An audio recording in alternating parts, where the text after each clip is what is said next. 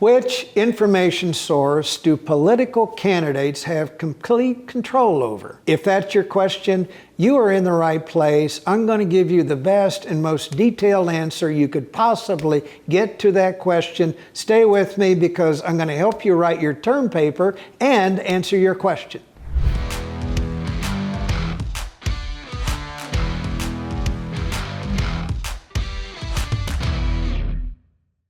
I'm going to tell you the three places where you have complete and total control over your campaign message, and then what you do about the things that you have absolutely no control over, and that's the goal. You got to wait till the second half of this video to get that. Okay, so let's start with number one of the three things you have complete control over. One, it's the words that come out of your mouth. It's what you say in a speech. It's what you say in a campaign debate. It's what you say at a press conference. It's what you say when you're being endorsed by a prominent member of the community. It's what you say when you're on a Zoom call talking to 40 people who are interested in your Zoom town hall meeting. You have complete and total control over those words that come out of your mouth. The second place over which you have control are the words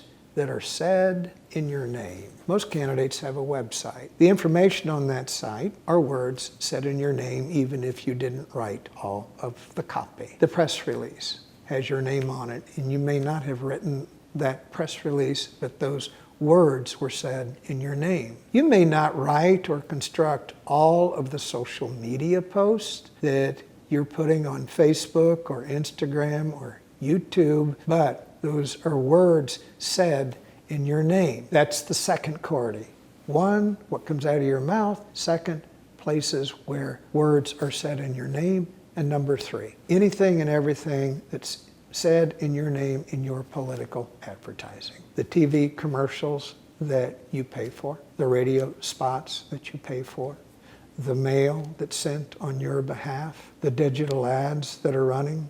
So three places where you have complete and total control over your campaign message, words out of your mouth, words said in your name, words used in your paid advertising. That answers that question. Before we leave this section, a cautionary note. I have been doing this for 45 years. I have been involved in over 400 campaigns. I have seen a lot of candidates lose elections because of the words that spilled off their lips or some stupid, asinine, idiotic thing that they posted on social media. I've even seen candidates have to pull ads off the air because of something that was said that was inaccurate. A cautionary note about what comes out of your mouth, about what's said in your name, and about the stuff put into your advertising. Don't ever say anything that you'd be embarrassed to read on the front page of the newspaper. Don't say things that would be embarrassing to your mother. There is a price to pay for spewing hate and saying idiotic things or things that are not true when they come out of your mouth or they're posted on social media. And the best thing to do is just not do that. Now, I mentioned we're going to talk about the things you control. Now let's think about the things that you cannot control, because that's going to happen. Newspaper reporters are going to write stories. You may not like them. Your opponent may say things in the course of a campaign. You have no control over what they say. The volunteers that are working for the candidate that you oppose in this election, you have no control over what they're going to say about you. You don't have much control over the ads run against you by these rich super PACs that may be deciding that their mission in life is to make sure you do not win. You can control how you react to what is said about you. Now, this piece of it is really important if you're involved in a political campaign. Many years ago, I was involved in a Senate race in the state of California. A very, very competitive election that we knew was going to go down to the wire. And a month out, we sat down for our final strategy meeting. We had the best brains of the campaign at the table. And we went back through what are our candidates' real strengths, what are our candidates' weaknesses, and we did the same evaluation for the opponent that we were running against. And we looked at that on a piece of paper and said, okay, the focus of our advertising here in the last month of the campaign must play to our strengths and must exploit our opponent's weaknesses. We had them in 4 different boxes on the page. And then we went through an exercise called wargaming. We say, they say.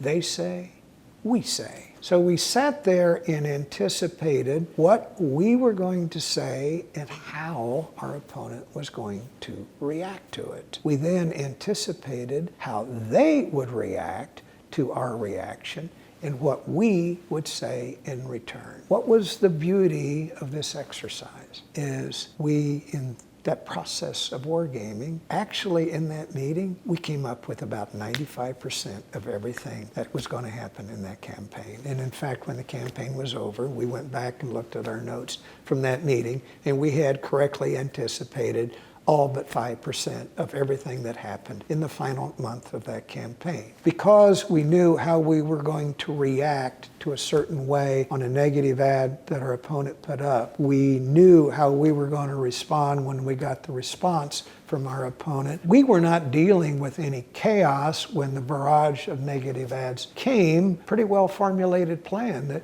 we really did not have to adjust much during the course of the final month. It did go down to the wire. We won, I've been convinced, because we took a final examination of strengths and weaknesses of both of us, and the he says, they say, we say, this say exercise, knowing that I'm always convinced, I've always been convinced that as a result of that meeting, we executed a near perfect campaign by going through that exercise. I should mention this, because it's an important component of this exercise. It's knowing your opponent backwards, forwards, sideways. It's doing your homework before the campaign begins. It's taking stock of everything that your opponent has ever said in an interview, on YouTube, in a TV appearance. Taking stock of what your opponent has said on a podcast. Looking at every single social media post that they've ever put up. By the way, if your opponent has money, take a look at how they made that money. Did they make it legitimately, or did they make it by taking advantage of other people? You can never know too much about your opponent. But woe is me if you learn after the election there was something that you failed to uncover that would have made a difference during the campaign. You will not forgive yourself if that has happened. Part of making this exercise of strengths and weaknesses, he says, they say, exercise, is making sure that you know every little piece of ammunition that you can find to fight back and use in a political campaign that will throw your opponent off his game. That is a piece of the information that you can control so that you can control or respond to what other people say that you can't control. Now, before you go, all campaigns need a good campaign message. We didn't spend a lot of time talking about that in this video, but if you're going to get involved in a political campaign, you need to know how to construct a good campaign message. The link to that video is underneath this video. Click on it, watch it, because no candidate can win without a good campaign message.